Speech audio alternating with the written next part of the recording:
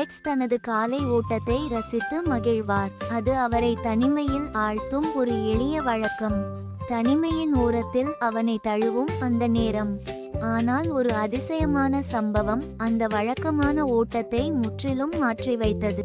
அன்றைய காலை தென்றல் மணமும் முந்தைய மழையின் சின்ன சின்ன வாசனையும் கொண்டிருந்தது. அலெக்ஸ் வெறிச்சோடிய சாலையில் ஓடிக்கொண்டிருந்தபோது ஒரு பிரகாசமான ஒளிக்கீற்று அவனது கவனத்தை ஈர்த்தது. பாதையின் அருகில் இருந்த ஒரு பெஞ்சில் ஒரு சிறிய கண்ணாடி பந்து ஒளிர்ந்து கொண்டிருந்தது. மரங்களுக்குள் ஊடுருவும் சூரிய ஒளியில் அது மின்னிக் கொண்டிருந்தது. அதனை நெருக்கமாக பார்ப்பதற்காக அலெக்ஸ் ஓட்டத்தை நிறுத்தினான். அந்த பந்து மென்மையாகவும் குற்றமற்றதாகவும் இருந்தது. அதில் உள்ள நிறங்கள் கேலாடாஸ்கோ பை போல மாறிக்கொண்டே இருந்தன. இங்கு இத மாதிரி ஒன்று இருப்பதா என்றான் அவன் மெளனமாக. எடுத்து பார்க்கலாமா விடலாமா என்ற உள்ளரங்க போராட்டத்துக்கு பிறகு அவனது ஆர்வம் வெற்றி பெற்றது. அவன் அந்த பந்தை எடுத்தான். அந்த பந்தை கையில் பிடித்தவுடன் அதன் நிறங்கள் மேலும் மேலும் பிரகாசமாக மாறின. பின்னர் ஒரு பிரகாசமான ஒளிப்பொட்டில் வெடித்துவிட்டது. அலெக்ஸ் கண்களை திறந்தபோது அவன் சாலையோரம் இல்லை. மாறாக ஒரு கனவு போன்ற உலகின் மத்தியில் நின்று கொண்டிருந்தான். மரங்கள் உயரத்துக்கு எல்லையே இல்லாமல் மேலே உயர்ந்திருந்தன. அதன் இலைகள் அவன் கண்டிராத வண்ணங்களில் ஒளிர்ந்து கொண்டிருந்தன. ஒரு தெளிந்த ஒளியாற்று மிதக்கும் பாலத்துக்கு கீழே ஓடிக்கொண்டிருந்தது. குழப்பத்துடனும் ஆனால் அதிசயமான உற்சாகத்துடனும் அலெக்ஸ் அந்த இடத்தை ஆராயத் தொடங்கினான்.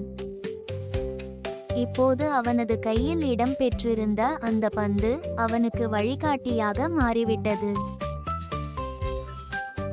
அந்த பந்து அவனை வித்தியாசமான இடங்களுக்கே இழுத்துச் சென்றது. நெல்லிக்கனியை போல ஒளிரும் கண்ணாடி அரண்மனை, பாடும் மலர்களால் நிரம்பிய தோட்டம், மேகங்களுக்கு மத்தியில் மறைந்து போன ஒரு சுழன்ற பாதை. ஒவ்வொரு பயணத்திலும் ஒளி மின்னும் ஆடைகளில் தோன்றும் மாயவியல் உயிரினங்களை அவன் சந்தித்தான்.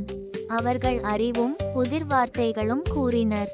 அந்த பந்து ஒரு சாவியாகவும் வழிகாட்டியாகவும் சவாலாகவும் இருப்பதை அவர்கள் சொன்னார்கள்.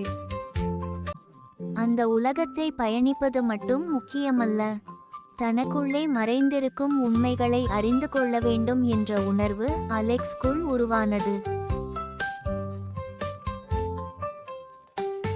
அந்த கனவுலகம் அவனுக்கு கொடுத்த நம்பிக்கை, தைரியம் மற்றும் சிருஷ்டி சக்தியை அவன் கற்றுக்கொண்டான். அந்த 3 நல்ல குணங்களும் அவனை ஆழமாக மாற்றின.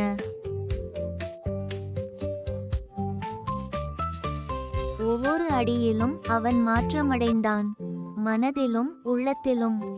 அந்த பந்தின் உண்மையான மாயை அவன் அறியாதிருந்த அவனையே அறியதான் என்பதை கண்டறிந்தான்.